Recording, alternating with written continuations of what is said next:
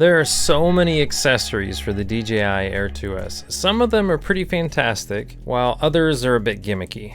In this video, I investigate 5 accessories to see if they live up to the hype, and a 6th one that you can 3D print yourself.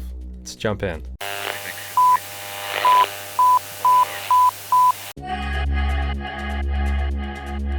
Up first is an option I mentioned in my last Air2S video that I wanted to test, variable ND filters. I recently ordered the K&F variable ND filters, so I'll let you know if those worked out. I'm hoping they speed up the workflow because I shouldn't have to keep popping on and off the filters between shots.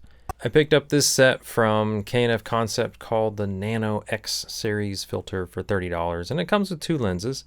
One lens that goes from 1 to 5 and the other 6 to 9. This is equivalent to ND 2 to 32, 2 to 5 stops, and ND 64 to 512, 6 to 9 stops.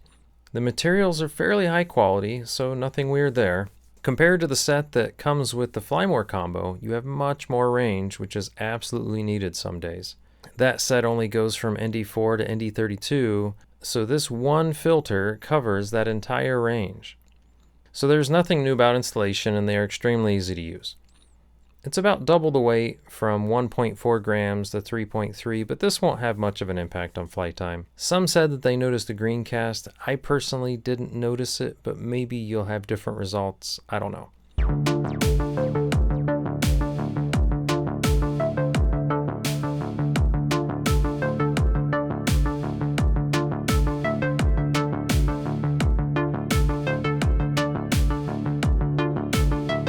So, are they a gimmick? No, absolutely not. I will never go back to popping on and off the single filters again. Maybe I'll have some small challenge with color in post, but that'll be easy enough to work around and makes the flying experience so much better as well as efficient. Next up is this ridiculous item I paid $33 for. It's a landing gear combo with lights and a rotating hook that starts rotating when you activate the auxiliary light. It is definitely a cheaper plastic, not very well built, but it pops on securely enough. It has a built-in battery that you charge with this port and a separate landing light with a switch if you'd like to use that as well. Because of the cheapness of the plastic, I'm guessing they didn't use the best quality battery for the life of ownership. It weighs 56.4 grams, which is about 2 ounces, and expands the size of the vehicle, so it'll definitely have an effect on battery performance. And their pictures on Amazon are hilarious. I don't think I'm going to deliver bottles of water to my friends hiking in the mountains. And I definitely would not trust flying an engagement ring with this thing. I also don't know how long the battery would last if the light was turned on, but let's test it and see if it's a gimmick or not.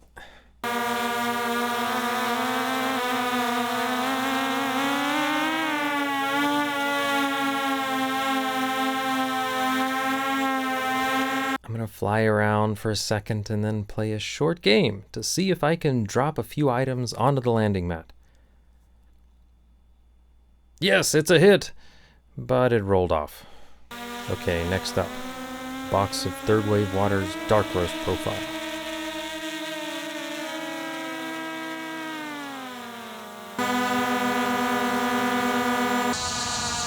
Take a quick spin, and here we go. And drop. Oh, I missed the target. Okay, is it a gimmick? Absolutely. But a fun gimmick if you can find a good use for it, I suppose.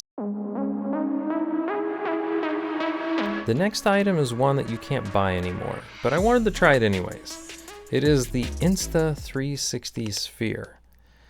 Brand new, it used to cost around $400, but I found it on Adorama for around $110 with a clear warning that said one of the lenses had a scratch. When it showed up, it did not have a battery. Adorama was kind enough to give me $20 back, so I used that money to buy these 2 batteries on eBay.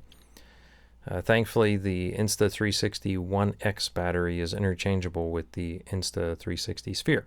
The camera is well designed though, using metal, rubber, and nice plastic materials throughout. Definitely high quality. I wanted to experiment with the Insta360 cameras for a while, so this was a cheap way to try it, and it had a unique superpower since it attached the Air2S. You can use this camera on its own as well. You can just walk around with it. You just have to maintain a minimum distance of 8 feet from your subject to keep the stitch line to work correctly. This is the line between the two cameras since they have a field of view a little larger than 180. I've seen some people say 220, maybe it's 190, I don't know exactly. But it's over 180 degrees, which is how they hide the thickness of the drone between the cameras. Some reviews said that they noticed a 20% drop in flight times. This makes sense as it weighs 193 grams, which is almost 7 ounces, with the battery and the micro SD card. Installing the Insta360 sphere on the drone was very easy. Just wrap it around and clip it in place. Some people would hand launch the drone, but the pad was soft enough I wasn't worried about hurting the lens on takeoff or landing. I didn't have any issues whenever I flew with it installed on the landing pad. When I flew it the first time, I could not get the drone to go over 100 feet because the GPS signal was not picking up at all. So I reset everything, tried again, and it worked, but barely. I definitely could not pick up that many satellites with the Insta360 sphere installed.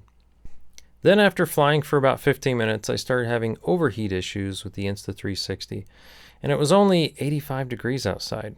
It didn't shut off or stop recording, but the app told me it was overheating. Using their app was pretty straightforward and let you know clearly what was going on with the device because you only have one LED for indication and 2 buttons for control. So press once. There's the blue. There's that light. And then press. And there it goes. So flashing means it's recording, and I'm not connected to anything. Here are the scratches that are on the top lens, strangely enough. I did purchase a replacement lens, but I haven't put it on yet. Okay, so what is this thing good for? Don't you have a camera on the drone already? Yes, and it's an amazing 5.4K 10-bit 12-stop sensor, but this gets you shots that can simulate POV drones and much more.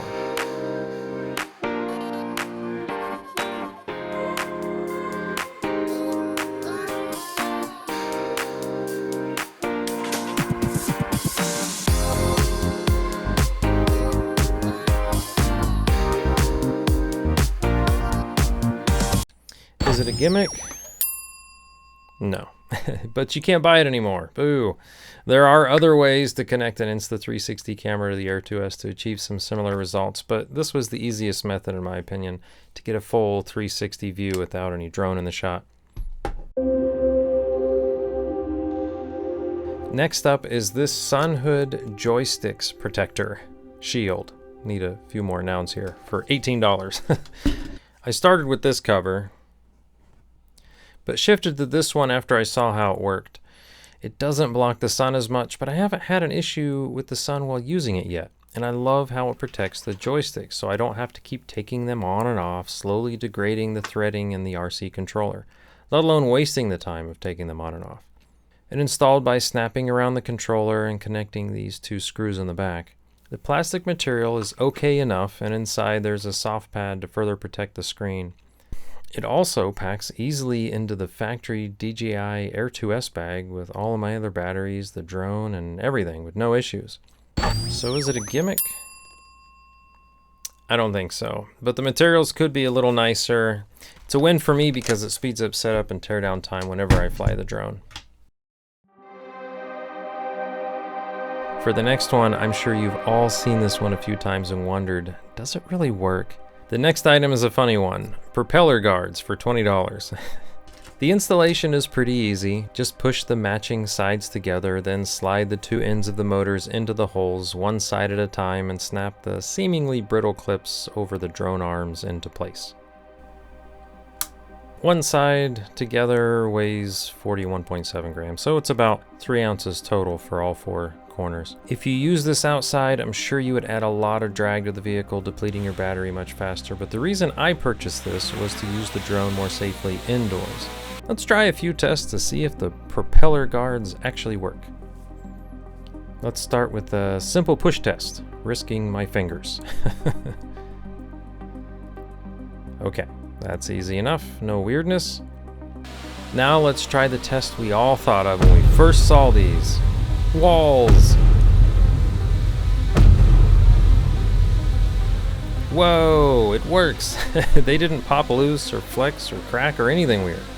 Not trying full ramming speed, but I wouldn't be doing that anyways. This was to protect items that might get bumped, not rammed.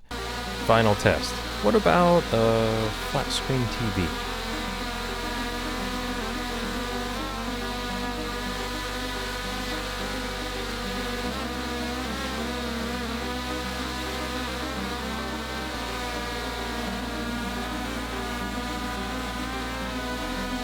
Same results. And I stopped short of scratching my TV. Is it a gimmick? Surprisingly no, but the materials could be a little nicer, even though the build quality might keep it lighter. Okay, the sixth item is related to the batteries. This is definitely a useful item if you just want to protect the pins on the battery. I read a while back that airlines required some sort of battery cover, but I can't seem to confirm that rule anymore. Regardless, it's just a good practice to keep dust out of the battery contacts when being stored.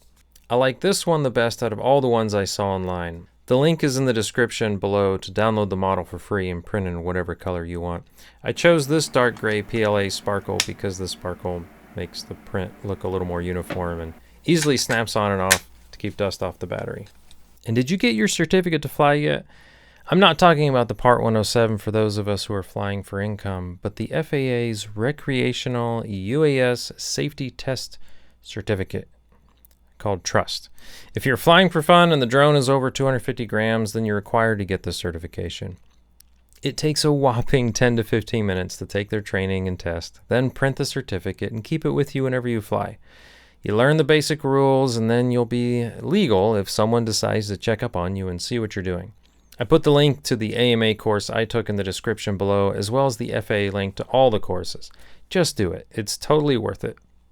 Okay, let's go over the results. The ND filter, not a gimmick. The landing gear combo with hook, definitely a gimmick. The Insta360 sphere, not a gimmick, but sadly not available anymore. The sun hood joystick protector, not a gimmick, but I wish it had better materials. And finally, the propeller guards. Surprisingly not a gimmick, but I have a hard time trusting those flimsy clips. The biggest surprise was how well the prop guards actually worked. If you're flying drone footage indoors, it is a very cheap add-on to protect your drone and other items in the room. Which one was your favorite? And do you have a favorite accessory for your drone that you like to use that I didn't even mention here? I'd love to hear what it is. In the next video, I share how to customize your card reader station. This was my cheap and easy solution to combine all of my random card readers for the never-ending digital media we use so often.